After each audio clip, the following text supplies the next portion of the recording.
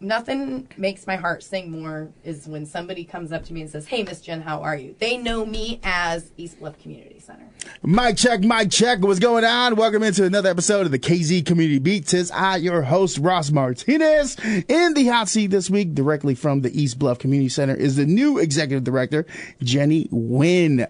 Good morning. How are you? Spelled wine. Yeah, it is spelled wine. With an extra N. With an extra N. Because you need a couple bottles after a long day. Right. Well, after a long day at that East Bluff Community Center, I might need a little wine, but yeah. So you are brand new, like what, a couple months? I was 1 month on the 22nd of June, so I've been at the community center 1 month, loving every single minute of it. Are you born and raised Peoria? I'm actually from a little town around Champaign, between Champaign and Decatur, Illinois. It's called BMET. No one knows. Never heard of it. 1,800 people.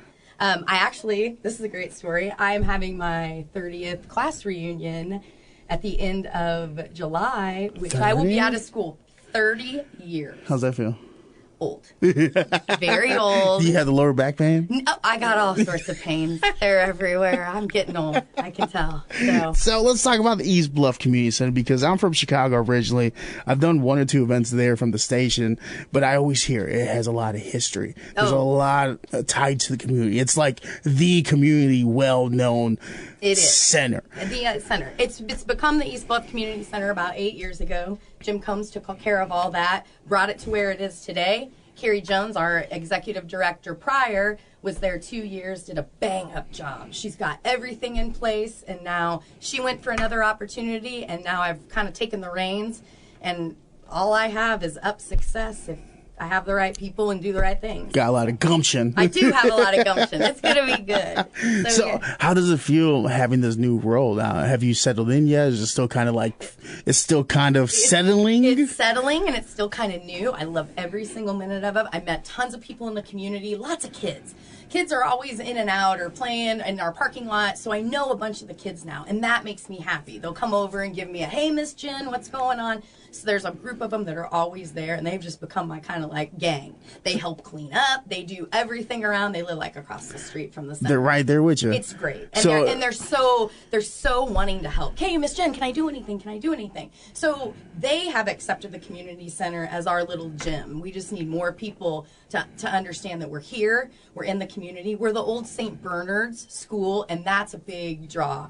For the Catholic community, everybody wants to see is where we went to school, how it was. So it's really good to still be tied with St. Bernard and take that building. It's a 100-year-old building, so 100-year-old problem. Yeah. But we have kind of taken it, and we just need to care for it a little bit, and we're going to make it great. And throughout the years, you've had so many different programs, but now what type of programs come out of the East Bluff Community Center? So we have a bunch of programs. Right now we're working we have a summer basketball program. It's all free. So the kids signed up. It's 3rd grade through 8th grade. We have games on Saturday, all volunteer people that do that.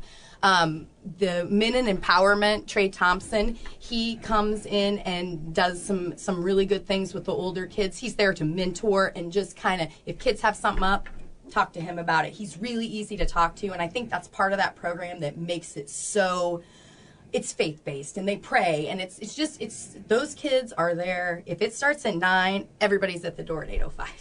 They're early. They're so early, and I can't let them in because we're still trying to get everything taken care of. But they want to be there. They stay the whole time through the games. We have really good participation from our parents, especially the younger games. They're all about their kids. So it's just huge screams and fun, and it makes the whole center just vibrant when we have people in there yelling and screaming and having fun. And not only that, after the basketball program is over, we go ahead and feed all those kids before they leave. So when you get there, you play basketball, then you get a full free lunch before you walk out the door. Just giving. And that's part of our basketball program from our grant. So what attracted you to come out to the East Bluff Community Center? I am all about helping people. And I was at a convent, which I loved every single minute of it. Yeah, we did talk about that off the mic. So my last job was at a convent. Now I'm at the East Bluff Community Center. My dad passed away in December, and my brother had passed away almost 5 years before that. Something hit my mind that said, I need to serve, and I need to serve more. Like you felt that in your spirit? I felt it in my heart that this was supposed to happen. So out of the blue, our board president Tim Cunningham just sent me an email out of the blue. Really? And it said, out of the blue. And so I open it, and it's him. And if you know Tim Cunningham, he's the best PR for the community center. He's been with them forever, and he can talk you into a lot of things. So after visiting, he's a good griffer. He is. So after visiting with him for probably, I would say, 4 hours total on multiple phone calls, in my heart, I thought, it's time. It's time for me to do something. I was helping these great 26 women, but I feel like I can help so many more people, and that's just my mission in life now, is to help people and to make this center a premier center in the East Bluff. No one else has this. People are coming now because they know it's a safe place to be. There's resources. We have a food bank. We have a bunch of stuff for kids. So there's always something going on at the center, and that's what I'm the most proud of. Now, how has the center built that reputation of being a safe space? Well, and that's the thing. It's more people coming in. It's more people talking. When, as our food pantry is a good, I would say, we have over 80 or 85 families per week that go through that food pantry. So my thing is, the important thing is I help with food pantry, plus I help with basketball. So Saturdays I'm kind of all over the place, just a running. But to talk to people in the community, see what's going on. If they're having problems, if something is wrong, then to get that out. And then all those community people talking amongst themselves, that's what we need. Because if community all stays together and it's a family sort, then violence isn't going to be there because everybody's looking out for everybody. And that's what I want that East Bluff to be. It's beautiful when you think about it. I mean, we can't be blind to it. Peoria currently has a major violence problem. So how do you at the East Bluff Community Center provide that type of safety for people? Is it just by building the community? It's building the community, making sure people know, hey, if there was a shooting somewhere, we need to know so we can alert the community. And that's something that we do on our Facebook page or stuff like that if we know about it. Oh. The thing about it is what my goal is to have. Our youth program will be coming back in August. We're taking a pause right now, just kind of revamping it before we come back. But if we can have a program where I can get those kids to come over at our place after school and stay through youth club, I feel like that's a safe space for them. They can read, they could do art. It's just a creative vibe that we want for the kids to come. Be safe. Get your homework done there. You know, someone will be there to help you. We're thinking about bringing tutors in. It's a really big youth program that is it's gonna be vibrant for the community, and it's free.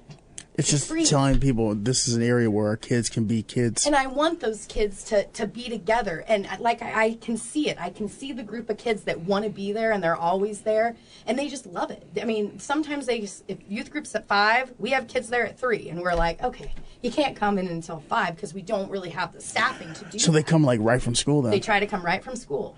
And if we can do that way, that's my goal, is to have those kids be able to come in from 3 to 5 and just be in our center upstairs. If you want to get your homework done, if you want to play games, if you wanted to do something like that, from 3 to 5. And then our youth program starts at 5, and then from 5 to 7, then we do things like STEM programming. We have a gaming center. We have all sorts of things that they can do that will be programmed around STEM, but it's all fun. So it's like your 360 wrapped around. Yeah. And that's that's really what it is. We are our lights are on every single day of the week. Because I don't think people understand that. I was raised in a neighborhood where, wasn't funded well. You didn't have that many community outreach programs. So whenever you found an area that was safe, you would run to it immediately. Exactly. Or like, my mom would put us in baseball programs, T-ball, whatever. And that's exactly what we have. That's what we wanted. That's my goal. That is my goal. We are a little hidden gem in Peoria. I don't think very many people know about the East Bluff Community Center. Really? Because I heard about them immediately. Well, that's great, and I hope so. But when I started this job, I knew not one thing about it. Not one. And what was the big selling aspect of it to you? It's just about helping people. And I am a big kid person. I love all kids. So if I can get those kids in doing homework, learning things, instead of just running around. I mean, it's important to play or do everything, but to get them in a program where they know they can come after school and their parents know, hey, you know what? They're at the East Bluff Community Center for this and this and this. So they're not worried because we have staff on that are helping taking care of that. So you mentioned how after the passing of your brother and your father, respectfully, how you felt the calling. Has that always kind of been in you, or was it instilled upon you, or just like something clicked in that moment, like, no, it's time to give back? Yeah, totally. I grew up, my grandmother, my nan, was the most influential person in my life. She gave to the community. She's literally for 20-some years, she would go to the nursing home every Tuesday and every Thursday. She would have candy, apples, oranges, everything. She would give those to all those people in the nursing home on Tuesdays and Thursdays every single week until she finally got sick. She did that for over 20 years. And I watched her give back, and to see those faces, because she would go into the nursing homes, and these women and men would just cry because no one was coming to visit them. Yeah, you're showing them a little humanity. Exactly. And if it's just a piece of candy is all she gave, but look at what she did with a piece of candy. But it's a scheduled piece of candy, It's something to look schedule, forward to. And that's what those people did. They knew Margie Pope would be there these days at this time. So that's what you pride yourself on now. That's what I pride myself on. So from everything that I've done, the Civic Center was an awesome job. We had so many great people. We had the best time there. And I knew then that it was time for me to do something else. When I went to the Sisters, I literally had an eye-opening experience about humility and kindness and goodness. Those women instill all of those, and they instilled those in me. And I think that prepared me to make this jump to the East Bluff Community Center. Isn't it kind of it's awing in a way when you look back at your steps in life and you're like, wait, I had to go through this to get to there, and here is where I am now. Yeah, and I also think people need to know that if they're having if they're having such a rough time or something, you're mad at your boss about something, or it always comes 360. It does. Do you know what I mean? When you see somebody and then you're like, you've done the same thing your boss did and went, ooh, I just turned into a boss. You know what I mean? I had that like a week ago. Yeah. Where my boss, Scott Wheeler, he said something, did something, and then immediately I turned around and did the same exact thing to somebody else. And he looked at me, he's like, mm-hmm. I'm like, damn it. I know, it's exactly. Who have I become? I know, it's scary a little bit, because you're just like, you being in your mid-20s and something, and you don't really like your boss, or why am I doing this? This is stupid. Well, it comes back. Yeah. So that is why I just always feel like, again, working with the Sisters made me realize how important older people are to your future. They tell you things and give you advice that maybe they've already had. And I know some people just always say, oh, well, whatever, I took those things to heart. And it really molded and shaped me into a different person. I don't care about the things I used to care about. When I in early 20s or 30s, I don't care about things like that, like cars and the aesthetics of life. Yeah, everything is expendable, and these people that we see daily, they're just scraping by.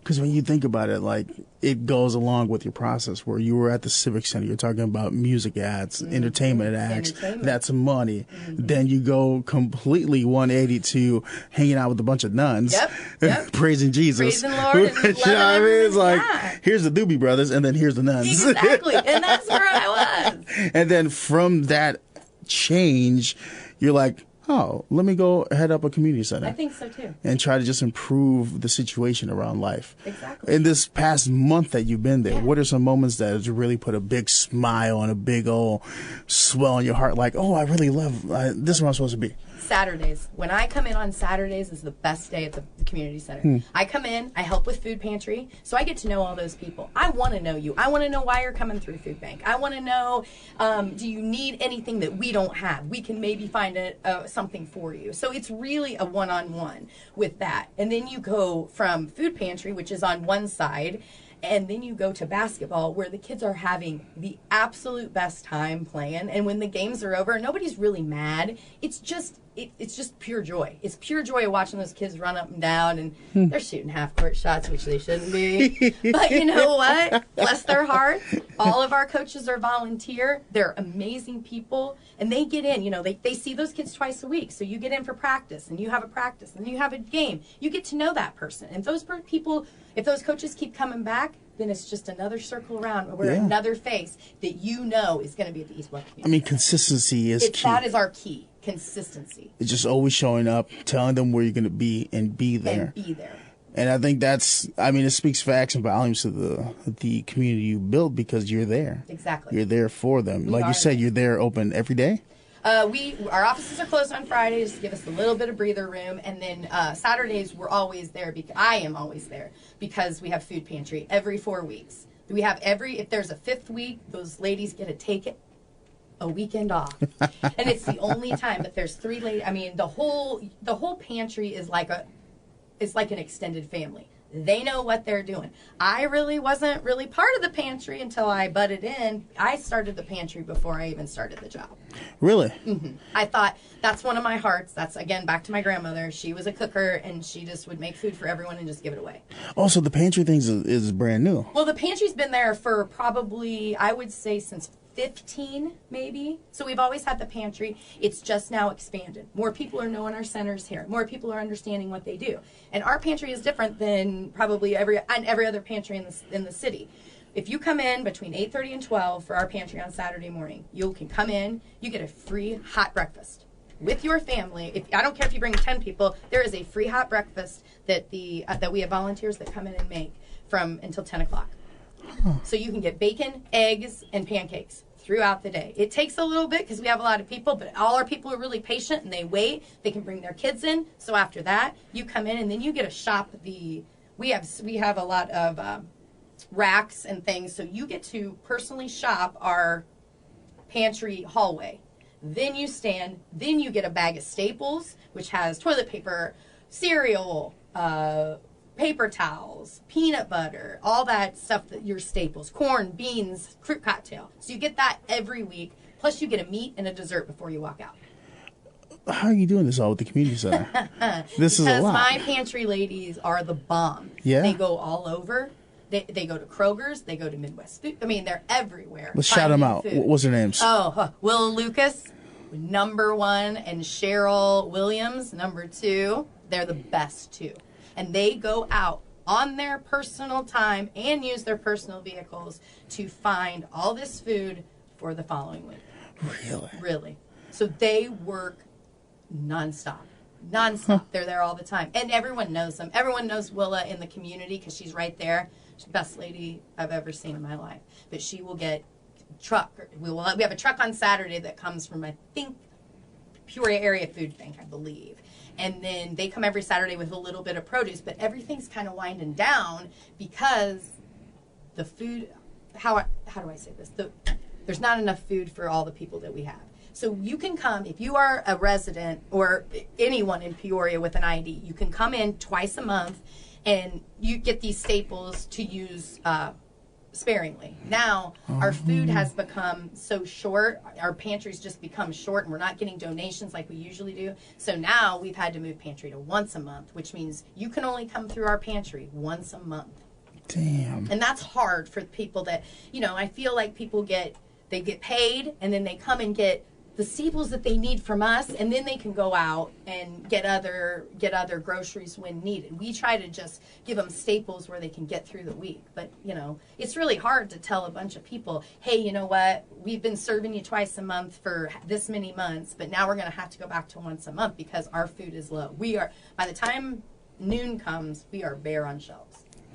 Really? And It's those that ladies can do everything and make it so next week we have everything we need. So is it due to the food shortage or due to the economy? I believe it's the economy. I believe that a lot of people aren't getting as much food stamps as they got before, and I think that they're struggling and they need our pantry to just survive. To survive that week. If you have kids in your house and they're home for the summer, you're going to have a food bill. Yeah, they're snacking all day. They're snacking all day and then saying they're bored. But, yeah.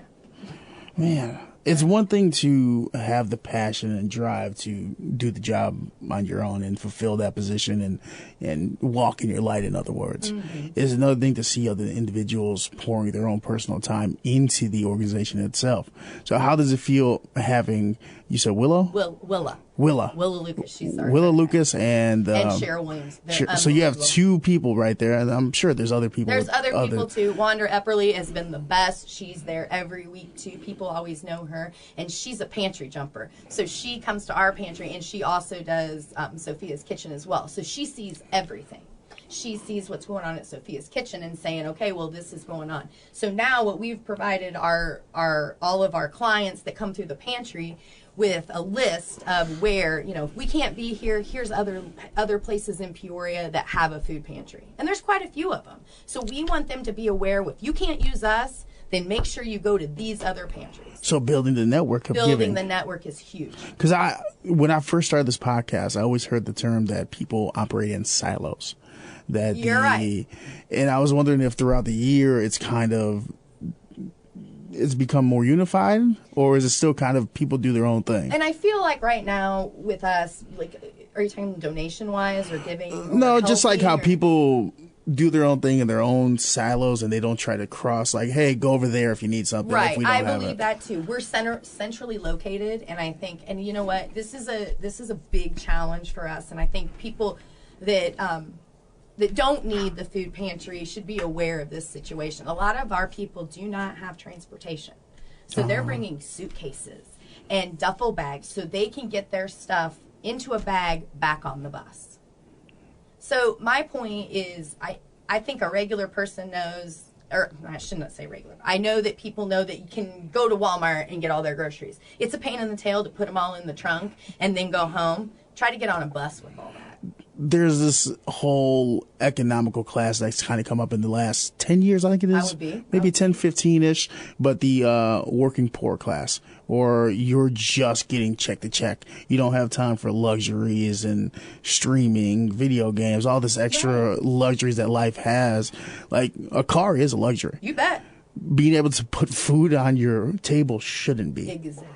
And I think that's where there's a big gap of knowledge that this community may lack of, where you have people that aren't functioning poor are just, they have the cars, they have excessive amount of food.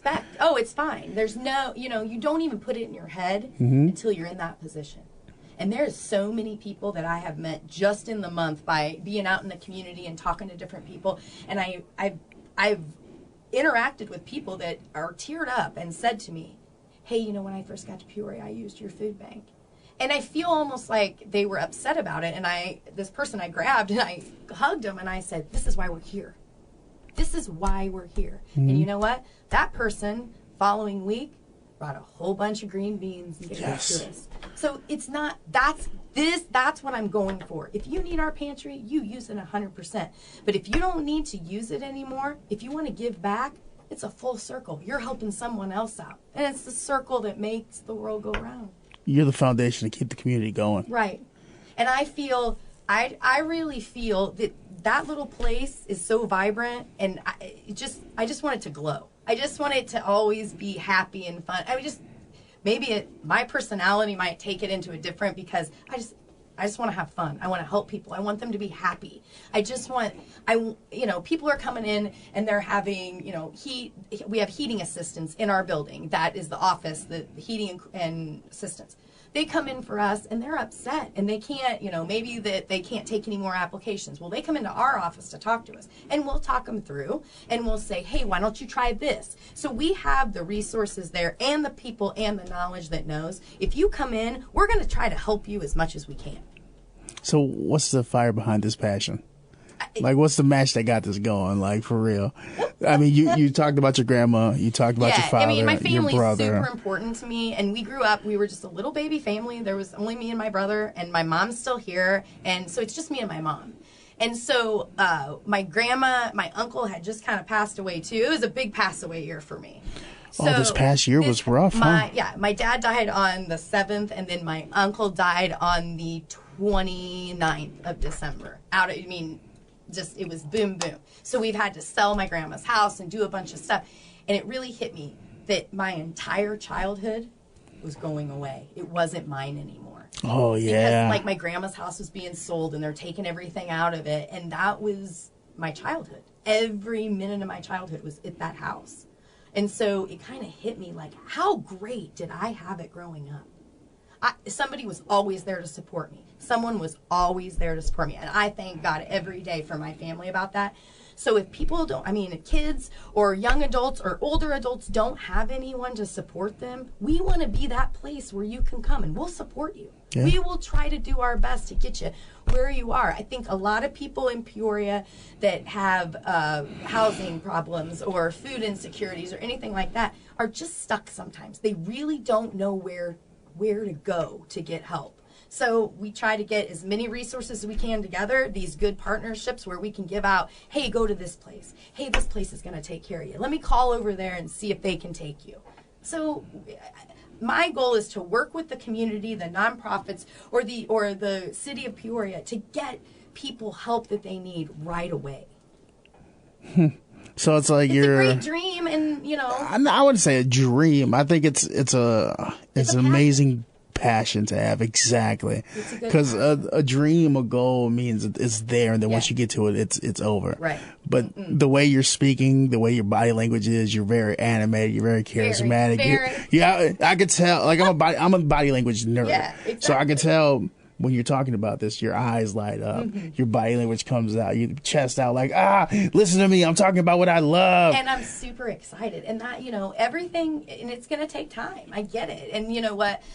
Patience is a virtue, and that's my thing. And I have to say that a lot because I'm thinking, I should do that. So tell me if I'm off with this, but I don't feel like you would get burnt out by the amount of work. I feel like you would get burnt out not seeing goals and objectives hit. You're exactly right. So how do you prevent yourself from like, I want this, but how do I get there? Right. Well, and that's the challenge for me too, is to kind of step back and look at the vision that I have for the community center and just say baby steps.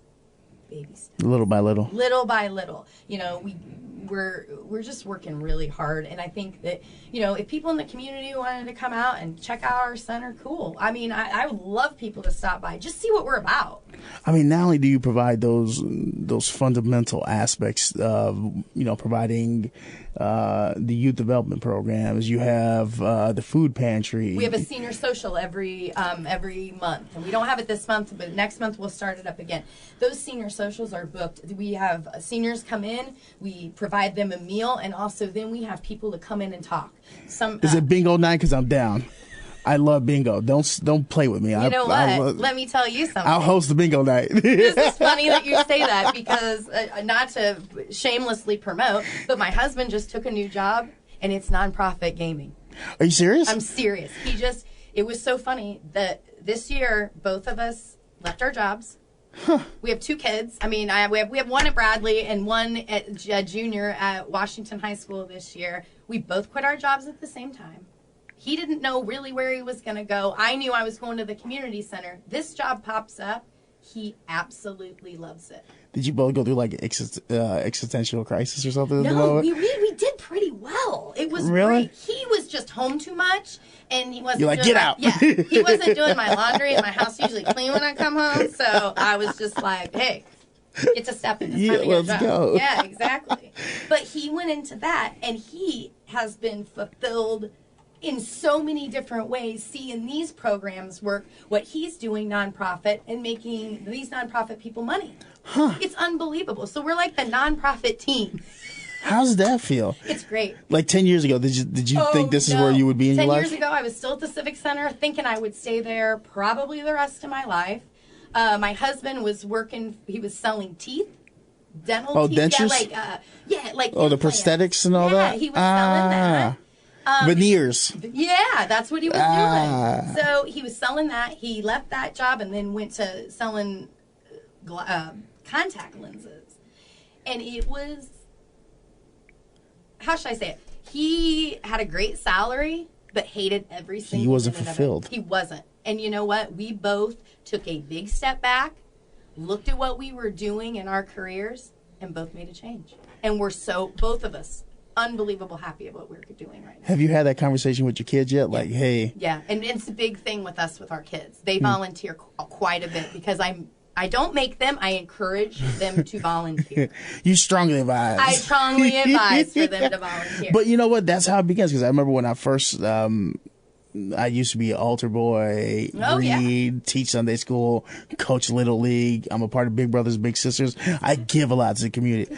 But when I was a youngster, just trying to figure out my own thing, it wasn't cool.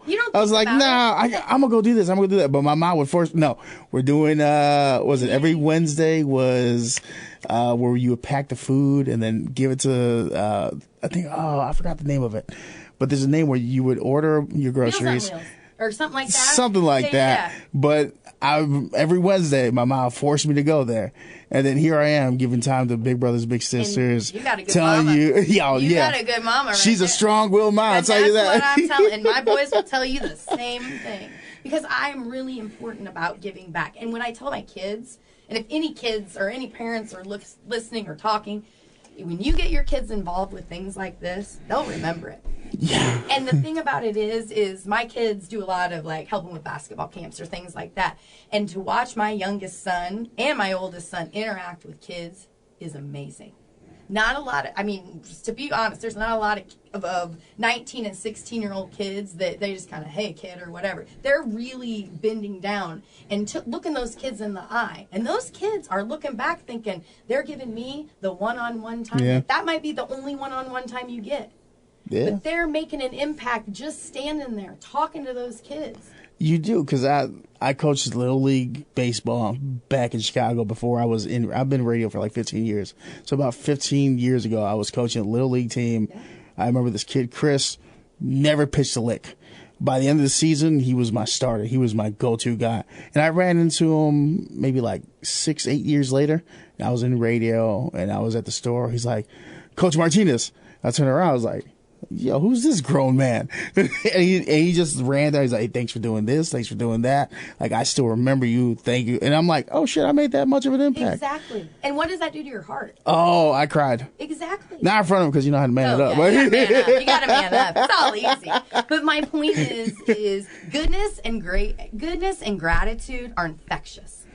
They are. When you have a good personality in the room that wants to actually give back, you can tell. And then you see when you do something for someone and they're giving you gratitude back, there is no bigger endorphin I've ever had. It makes me feel that good to someone to say, hey, Jen, you know what? This really helped me. That's why I'm here. I love coming across, I call them spirits, like spirits of people that just, you come across and you can tell they just have a very natural giving personality that's very organic. They're not doing it for XYZ. It's just, they're doing it because, like for me, I love spreading laughter. I love it. That's my give back. Exactly. If I can make you think one last second about your shitty ass day because I made you laugh, that's my goal. And if you did that, look how many people you've probably done that for, and you don't even know. Oh, no. As I'm getting older, more people will come out. And as I post accomplishments here and there, they're like, well, this is how we know you, blah, blah, blah. I'm like, oh, I always had a lot of anxiety. People knew me for different things. Yeah. Funny story. 2 weeks ago, we were on the front page of the Journal-Star for a feature article for a grant that we received. And so they came out and took a bunch of pictures, and I thought, I just didn't want to be in the paper, and I wasn't, which was awesome. So, but I had a quote on the front page, and I sent it to my mother, and I wrote to this, and I know she just sent back just this stupid emoji, but I get it. And it said, who knew I would ever be on the front page of the Peoria Journal-Star for something good? I might be in the police blotter, but I wasn't. So I was so proud of myself. You know why? Because you spent time with nuns, you got reformed. That's exactly right. I am reformed. It's great. Yay for reforming. Yay, it's all good. It's all good. But I mean, it's, you know, you look 10 years in the past, you're like, this is how life has taken me. Exactly. And I know, and you know, sometimes life's super hard. I think we all go through it. And well, you know, I mean, looking at your forearm, life is hard. Yeah. But you know what? You've got, and I know everybody does their own thing, but this might be I feel like if something terrible happens, turn that into something good. What you are right now. Yeah, and I'm trying real hard. Yeah. Yeah. You do have a natural, really nice smile about like, oh, I'm you. passionate about what I'm doing. That's good. It's happy to see individuals in the community that are pouring back and naturally just are feeling good about it. Yeah. You're a month in. How do you envision a year from now? I wish. So a year from now, I would love to have a full-time program for the kids all year long. I'd love to have an after-school program so then they can go on to youth club. But, you know, we have 2 people that work in our office, really. I mean, there's me as the full-time executive director, and then I have a great tail assistant, LaToya Jordan, and then we have a facilities manager that's part-time. So literally it's 2 people in the whole building.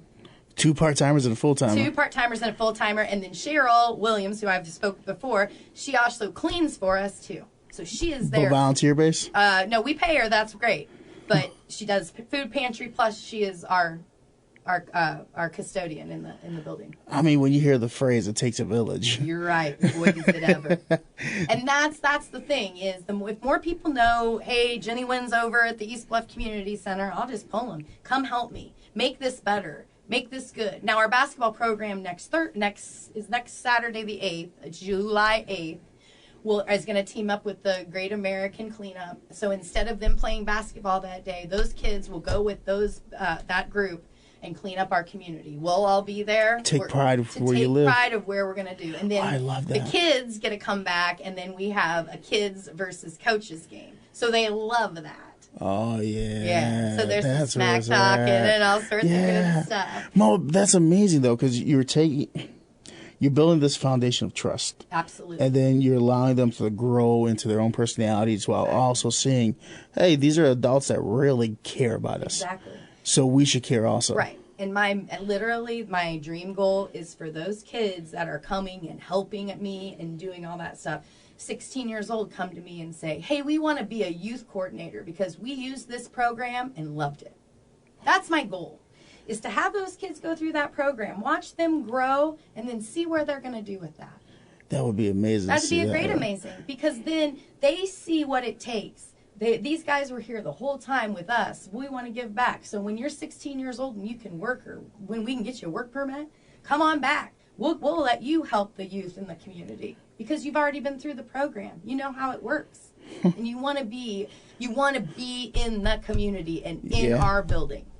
I think that's the big. It's a huge goal. Hook, line, sinker, right there, where it's like, how much do you love your community? How much are you willing to give back? Exactly. But then a lot of people have that divide. We're like, but what's the community done for me? Right. Exactly. But with the East Bluff Community Center, you're like, this is what we're doing for you. We just had our block party. It was a free block party to the whole community. How'd that turn out? It was great. We had about 200 people, which was amazing. Yeah. Yeah, we had a bouncy house. We had face painting. Everything mostly volunteer basis that came in. We had resource tables for people if they wanted to come in. There was a ton of resources around. Then every kid that walked through that door or walked through our gate got a free hot dog, chip, and a drink. Every one of them. You know what's interesting about this? The reason why we're sat here is because someone reached out from your camp and said, hey, can we talk about the cookout that's happening? And the interesting thing about that is I woke up that morning like, you know what? I really should talk to the East Bluff Community Center. I had a list of about 5 different people I want for the next episode. Yeah. And I was like, why have I not talked to East Bluff? And it was in my mind. And then I saw the message from, I forgot who it was. It was, was it LaToya? No, I think it was a guy, Tim. It may have been Tim. He is our president, our board of directors president. Was it Tim? Let me find out right now. I got it right. Well, I want to see who's talking about it for sure. Hope it's good. Oh, it's always good. It's always good. No, but I'll find it. I'll find it a bit. Johnson, Jordan, Toya? Yeah, that's my assistant. Ah, well, they reached out and made it happen.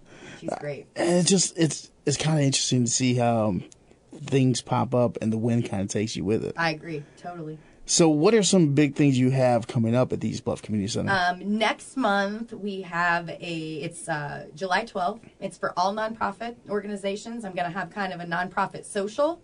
I want to get everyone in a room together. Now, of course, this is kind of me being lazy because it's hard to take meetings with everybody. So if I can get everyone in one room, because a nonprofit is, I feel, is all the same people, but it could be in different. You could be working for the American Heart Association, but then sometimes you're doing something else. Most nonprofit people stay nonprofit. They just hop around into the jobs that are their mission. So I want to get everyone in one room so everyone can know who everyone is.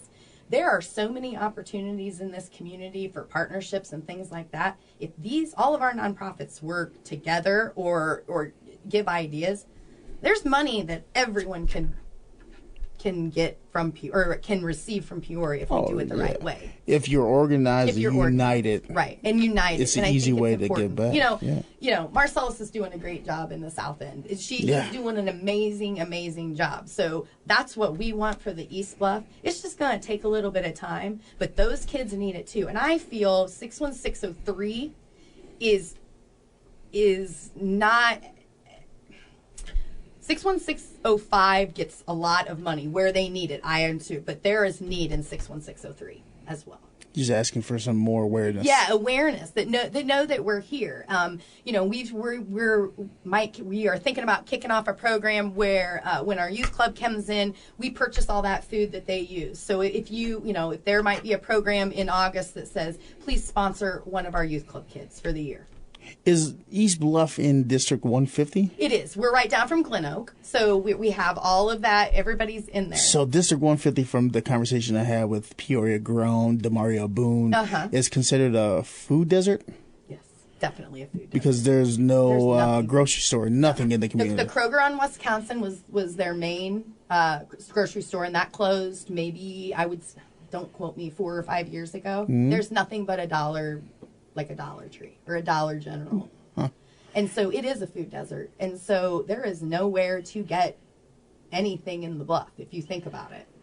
So then when you have those functioning poor families that don't have a car, that need assistance, we can help those out. Or at least your kid has a full meal every time you leave that building. That is so important, that we feed those kids there and then send them with home something. Because you don't know, maybe a sister's at home, maybe somebody's at home that needs something. And it's different all the time. Sometimes it's a fruit cup. Sometimes we try to make it real healthy for them to take home and things like that. But, when we run out of our grant money, what do we do? Yeah. I do like this vision. I feel like there's something big here. I think if you need help, let me know. Oh, I love it. You're on my card. I feel like I've talked to a lot of individuals from District 150, and all of them are saying the same exact thing. Exactly. And I feel like you have all these community leaders, these activists, community members that are all saying, this is what we need.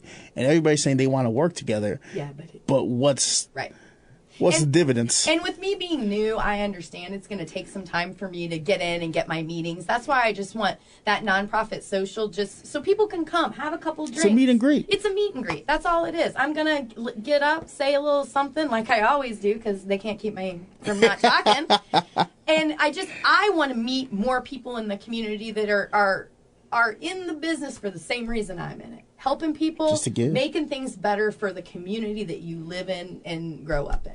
Yeah. And the thing about the East Bluff, and that's something way in the future, but we have a lot of renters in our area. And I feel like if you find people in Peoria that want to buy something, I think you take a little bit better care of your home when it's yours instead of a renter. So I feel like we have a lot of renters, so it's hard for us to get into the community because they're there 3 or 4 months and then they leave, or you know what I mean. So people that are established in that community, I want them to come out more. We have a huge Hispanic community that comes out. It's amazing. So we've got direct me. I got to meet my people. Oh, yeah. Exactly. Well, they're all we have a huge, and a bunch of great kids that come to the center. And, it's just, the thing is, nothing makes my heart sing more is when somebody comes up to me and says, hey, Miss Jen, how are you? They know me as East Bluff Community Center. That's dope. And I love that. And like the other day, Thursday, before our block party, I spent the entire day not in the office doing emails. I cleaned our parking lot. Oh, so you're no BS. You're about it. Because a lot of directors wouldn't get their hands dirty. And I was out there all day, and I got a real nice tan. But I'm telling you, if I'm going to have a party at my house, I want it to look good. So why am I out there? Top so my down. whole staff understands that I'm just one of the team, and that's how we work. Because if we don't work as a team, it's not going to. You may got the title, but you get your hands dirty. Amen. Huh. It's important. And it's important for the community to know that I'm there all the time just not sitting behind a desk making decisions. I'm out trying to make the community a better place. It's not just a job. It's a way of life. It's a way of life. It's a way of giving, of being a community. Right. It's my new baby is what it is. My kids are almost grown. My kids are 19 and 16, and they don't need me anymore. So and this I is your needed passion. a new baby. I needed something, and I didn't want to love my husband, but I didn't want to sit around and look at him all the time. Yeah, he's already married. Yeah, he's good. He's fine. You know. Exactly. He's really self-sufficient, so it's great. But so, I mean, look, most guys are kind of self-sufficient, but not really. Well, let us get sick, and that's the end of the world.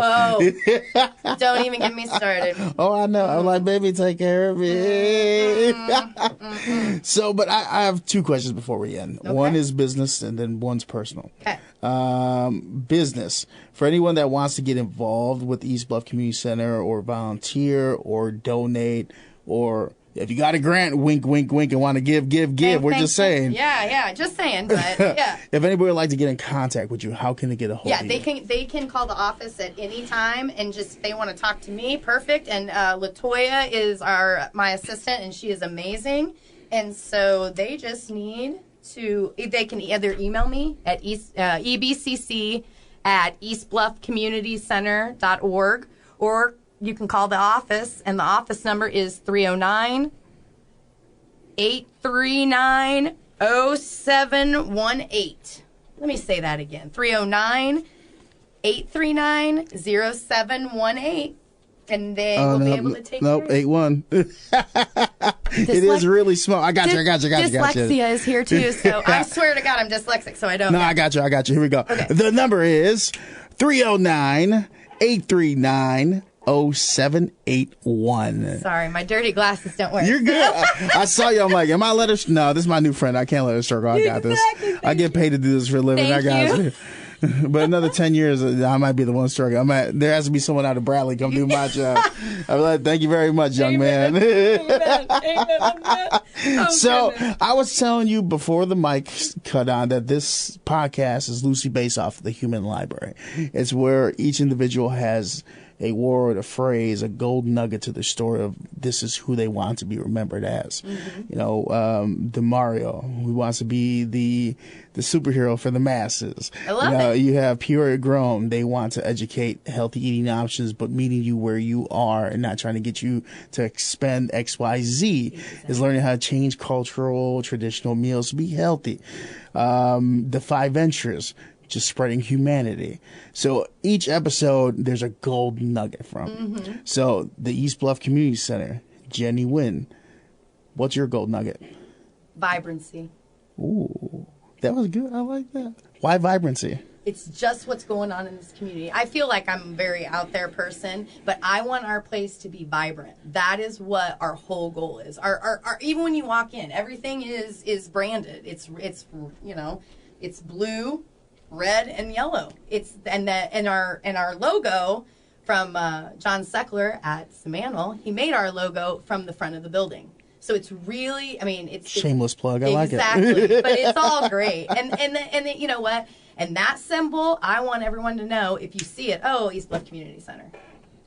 So it's very cool. But we are going to be a vibrant place. I feel it in my bones. It's just going to take a little bit of time. But we want to be the vibrant place in the East Bluff community and help all. Seniors, regular. I mean, if anybody needs to come in for something. But kids is my goal. I want those kids to be safe, a safe place to be, where their parents know where they are, if they're working or if they're doing something. Some of those kids just go home, you know. But if you know that you're at the East Bluff Community Center, maybe you can get a couple more hours work done before their youth club starts. So I'm just trying. I just want that I want people everywhere to know where it is, drive by it, check it out. It's a 100-year-old building. We got 100-year-old problems, but we're going to fight through it every single day, and it'll be standing in 20 years, I hope. Kind of like the community. Amen. With that said, it's been another episode of the KZ Community Beats. I'm your host, Ross Martinez. In the hot seat this week, the executive director, the brand new executive director of the East Bluff Community Center, Jenny Winne. Thank you so much. We got more happening with the East Bluff Community Center coming out, huh? Absolutely. Anytime you want me on, I'll come back. All right. It's been a pleasure. Thank you. Go back, listen to all the other episodes, or you're not invited to my community center. Mwahaha.